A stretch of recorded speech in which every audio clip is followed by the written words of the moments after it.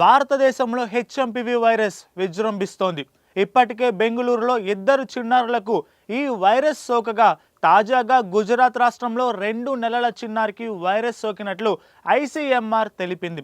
ప్రస్తుతం పాపను అహ్మదాబాద్లోని ఓ ప్రైవేట్ హాస్పిటల్లో ఉంచి ట్రీట్మెంట్ అందిస్తున్నారు. కాగా ఇప్పటి వరకు దేశంలో 3 హెచ్ఎంపివి కేసులు వెలుగు చూశాయి.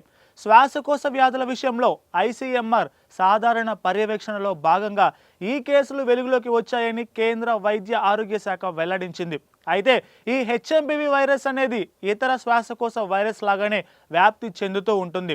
ఇది శీతాకాలంలో జలుబు, ఫ్లూ లాంటి లక్షణాలను కలిగి ఉంటుంది. ప్రత్యేకించి పిల్లలు, వృద్ధులలో ఎక్కువగా ఇది కనిపిస్తుంది. కాగా వైరస్ వ్యాప్తి నేపథ్యంలో జలుబు, ఫ్లూ లక్షణాలు ఉన్నవారు తగిన జాగ్రత్తలు పాటించాలని వైద్య నిపుణులు తెలియజేస్తున్నారు. ఇక అంతేకాకుండా దీనికి సంబంధించి కేంద్రం కూడా కీలక ఆదేశాలు జారీ చేసింది. చైనాలో కొత్త వైరస్పై భారత ప్రభుత్వం కూడా అప్రమత్తమైంది. ఈ వైరస్ వ్యాప్తిపై దృష్టి పెట్టాలని రాష్ట్రాలకు కేంద్ర ఆరోగ్య శాఖ ఆదేశాలు జారీ చేసింది.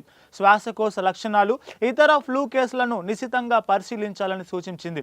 అంతర్జాతీయ ఏజెన్సీలతో సంప్రదింపులు జరుపుతున్నట్లు భారత ప్రభుత్వం తెలియజేసింది. ప్రపంచ ఆరోగ్య సంస్థ, ఇతర అనుబంధ ఏజెన్సీల నుంచి డిసెంబర్ 16 నుంచి 22 మధ్య వచ్చిన డేటా ప్రకారం చైనాలో seasonal influenza, rhinovirus, respiratory syncytial virus, human metapneumovirus వంటి తీవ్రమైన శ్వాసకోశ ఇన్ఫెక్షన్లు బాగా తీవ్రమయ్యాయి.